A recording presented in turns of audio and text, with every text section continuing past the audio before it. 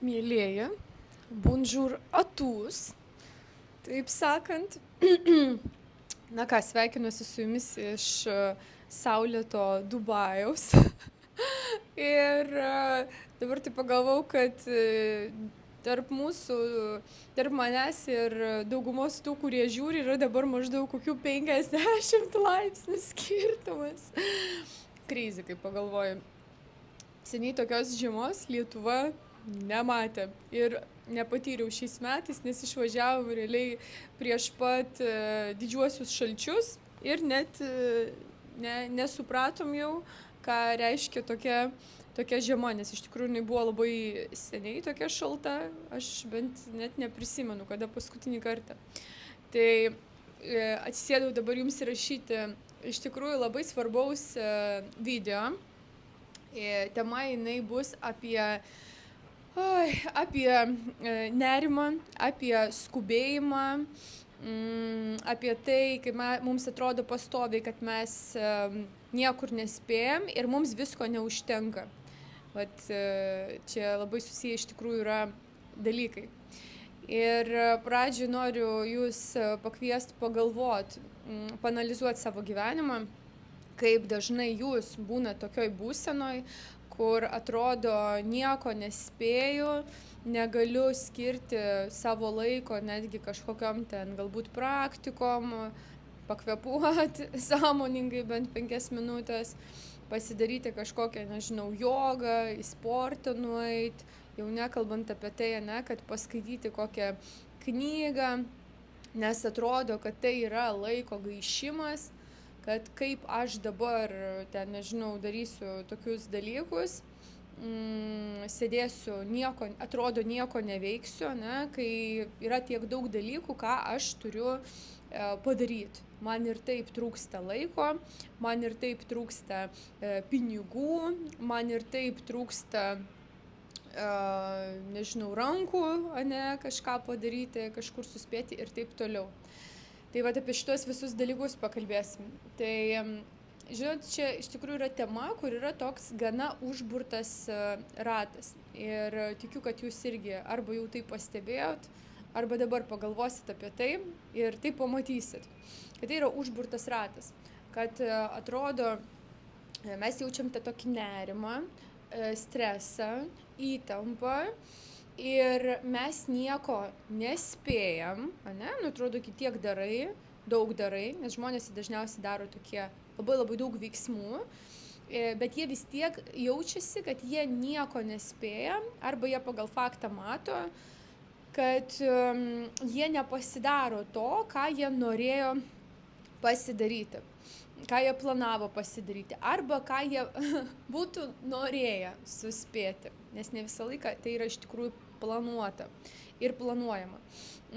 Ir tada žmogus nespėja, jis jaučia tą įtampą, nerimą, jisai negali sustoti.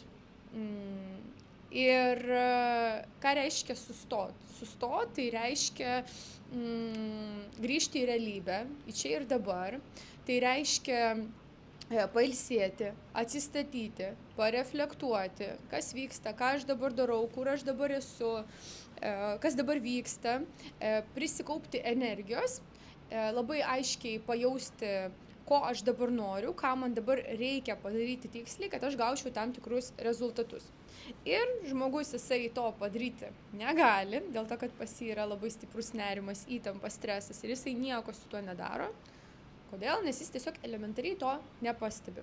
Arba jisai nepastebi to masto, koks jisai iš tikrųjų yra.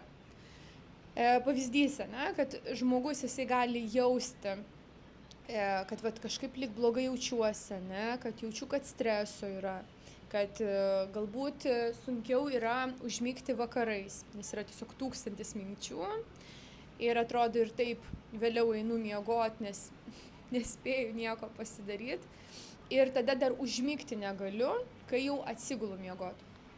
Tada miegas neramus, žmogus nepailsi per naktį ir tada jam dar ir sunku yra atsikelti. Jisai arba miega labai ilgai, arba jis atsikelia, net pamiegojęs tiek valandų, kiek jam reikia ir jisai vis tiek jaučiasi, toksai apsunkęs, lyg rūkas galvoj, jisai labai ilgai, ten kokių porą valandų negali atsistatyti, jis negali prabusti, jam reikia ten kavų išgerti daug valandų pabūti vienam, tam, kad, kūnas įsijungtų, protas įsijungtų ir žmogus galėtų kažką padaryti. Ir žmogus jisai gali netgi jausti tokias būsenas, matyti, kad jam, lyg kažkas negerai, kad lyg taip neturėtų būti, ne? Kad, pavyzdžiui, jisai gali pastebėti irgi, kad jisai galbūt persivalgo, arba pas jį yra valgymo sutrikimai, jisai galbūt nevalgo, arba per daug valgo, daugiau nei jo kūnui reikia. Ir jisai gali pastebėti tokius dalykus, bet ko jis gali nepastebėti ir neišanalizuoti, būtent masto tos problemos.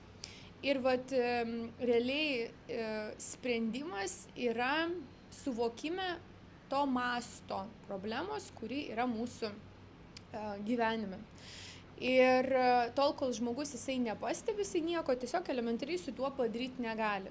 Ir jeigu jisai tik pastebi ten kažkokią dalelę, bet jisai nesuvokia viso to masto ir tos problemos stiprumo, jis negalės to pakeisti ir jisai realiai net neis kažko daryti, dėl to, kad, kaip ir, visi gyvena taip.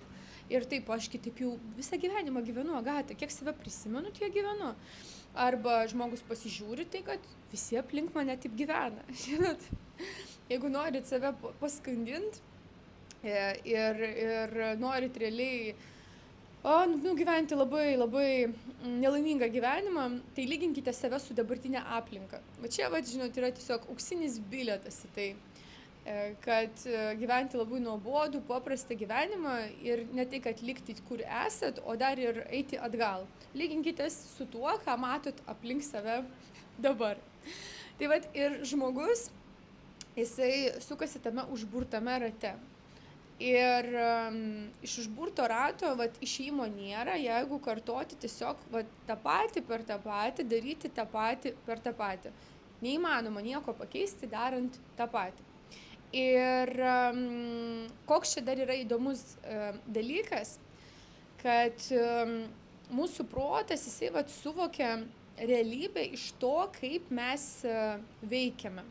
Jeigu pavyzdys, mes veikiame iš nerimo, įtampos, mes nuolat bėgiojam, lakstom, darom 1000 veiksmų, kurie atneša 1% rezultato. Čia klasika, visiškai. Bet per saviprogramavimą irgi vasario 7 dieną prasideda, mes su tuo dirbsim ir aš pasakosiu, kas su kuo susiję ir kaip padaryti, kad, žinote, Pareto taisyklė, kad 20% rezultatų atneša 20% veiksmų atneša 80% rezultatų. Tai iš tikrųjų įmanoma. O dauguma žmonių gyvena taip, kad jie daro mažiausiai 80% veiksmų ir jie sukuria jiems maždaug 20% rezultatų. Čia daugiausiai. Nors iš tikrųjų yra dar net mažiau. Kad žmonės dirba labai labai daug, jie daro labai labai daug veiksmų, bet tie veiksmai jie neatneša realiai jokių rezultatų arba labai labai labai mažus rezultatus. Dėl to, kad žmonės tiesiog elementariai nežino mechanikos, jie daro taip, kaip jie moka daryti, taip, kaip darė jų tėvai, taip, kaip daro jų dabar aplinka, kaip ir kalbėjo mane. Taigi visi taip daro, visi taip gyvena. Bet kad visi gyvena, tai nereiškia, kad pirmas dalykas tai yra teisinga ir tai yra aksioma. Antras dalykas, tai nereiškia, kad taip reikia gyventi ir jums. Nereiškia visiškai. Jeigu pasižiūrėsim, kaip ir minėjau, kad mes darom kažkokius veiksmus, iš įtampos, nerimo, streso ir mūsų protas, jisai, pavyzdžiui, daro tokį išvadą. Jeigu dabar Agata daro tiek daug veiksmų, reiškia, gyvenime yra kažkas blogai. Bet įsivaizduojat, kai mes negalim nusiraminti, kai mes negalim tiesiog ramiai pasidėti vietoj, leisti savo paskaityti, nes atrodo, kad mesgi čia nespėjam, yra 1000 darbų, kuriuos reikia padaryti, o kuriuos mes atidėliojam, mėnesius, metus dažnai netgi padaryti ir kurie išsiurbia visą energiją. Ir tada, suprantat, mes patenkam į dar vieną užburtą ratą, kad tam, kad mes gautume naujus rezultatus ir kitokius rezultatus, didesnius rezultatus, mums reikia sustot. Mums reikia sustot. Bet čia protas jisai toksai. Pirma, jisai veda žmogų, kad jisai veiktų, darytų. Dėl to, kad yra programos, kad man trūksta, aš nespėju, trūksta pinigų, trūksta laiko, per mažai pasiekimų, reikia daugiau rezultatų, aš dar nieko nepasiekiau, aš prasta mama, aš prasta žmona, aš prastas vyras, prastas darbuotojas, žodžiu, not enough. Ir pirmą mes iš to veikiam. Ir paskui kaip rezultate, protas iš to, kaip mes veikiam ir sukamės iš tos įtampos, streso, nerimo nuolatinio, ne? Kaip rezultatas, vėl mes užburtas ratas, ne? Jis taip ir atrodo. Ir paskui, kadangi jau yra toks rezultatas, protas toliau mūsų įsukinėja jau iš to, ką mes sukūrėm, suprantat? Ir kokia mintis, iki ko aš jūs vedu per visą šitą pasakojimą ir visą šitą priešistorę, kad jeigu mes norim pasiekti kitokių rezultatų, mums reikia daryti kitokius veiksmus. Tam, kad mes darytume kitokius veiksmus, mes turime kitaip jaustis, kad mes kitaip jaustumėmės, mes turime kitaip mąstyti. Bet čia yra tokia auksinė formulė ir mes saviprogramavime su ją dirbsim, aš viską pasakoju. Tai yra gyvenimo bazė. Kitokių naujų rezultatų, realiai bet kokių rezultatų bazė. Mes jau dabar visi iš to gyvenam, tik mes to nežinom, mes to nesuprantam ir mes nežinom, kaip tai pritaikyti savo naudai. Ir žiūrėkite, koks dėky yra, kad jeigu mes sukamės, skubam, lekiam, mes duodam signalą savo protui, gyvenimui, visiems žmonėms aplink mus, kad mums yra blogai, kad mes gyvenam trūkume, kad mes gyvenam deficite. Žodžiu, nėra gausos, nėra man užtenka, o mes gyvenam iš man trūksta. Ir kaip taisyklė gyvenime yra tokia, kad kokios yra mūsų programos, tokie yra ir mūsų rezultatai. Ir dabar toks life hackas, kuriuo aš su jumis pasidalinsiu, yra, kad jeigu jūs norite kitokių rezultatų, jums reikia sustoti. Jums reikia nusiraminti ir po truputėlį perrašinėti šitas programas, kad jums kažko trūksta. Nes jūs pasižiūrėkit, jeigu jūs dabar tik netgi, pavyzdžiui, įsivaizduosite tokią savo būseną ir tokią savo dieną, kur jūs iš tikrųjų niekur neskubat. Jūs atsikėlėt, jūs ramiai nusiprausėt, nuėjot kažkokios kavos pasidaryti, ramiai, tyliai, neskubant, užsidėjot kokią kaukę, nuėjot pasidarėt jogą, paskaitėt knygą, papusryčiavot. Žinot, toksai labai ramus, lėtas tempas. Pagalvokit, ar toks tempas jis yra įmanomas, jeigu žmogui gyvenime kažko trūksta. Jeigu žmogus yra deficite, jeigu jisai pastoviai kažką vejasi. Ne, tai yra neįmanoma, nes jeigu tu jau žmogus gali gyvent, tai reiškia, kad dabar, žiūrėkit, čia yra programa, suprantat, tai yra tiesiog programa, tai yra įsitikinimas, galvoj, suprantat, tai nėra realybė, nes mūsų realybė tiesiog yra atspindys to, kas yra mūsų galvoje, išskirtinai, niekaip kitaip. Mes visi paveiksliukai, ką mes matom savo gyvenime, absoliučiai viskas, ką per akytes matom ir per kūną patiriam, yra mūsų programų, įsitikinimų, minčių, blokų, traumų atspindys. Ir žiūrėkit, jeigu, pavyzdžiui, mes gyvenam iš lėkimo, tai reiškia, kad mes gyvenam iš programų, man trūksta, man neužtenka, man trūksta pinigų, trūksta laiko ir taip toliau. Trūksta, deficitas.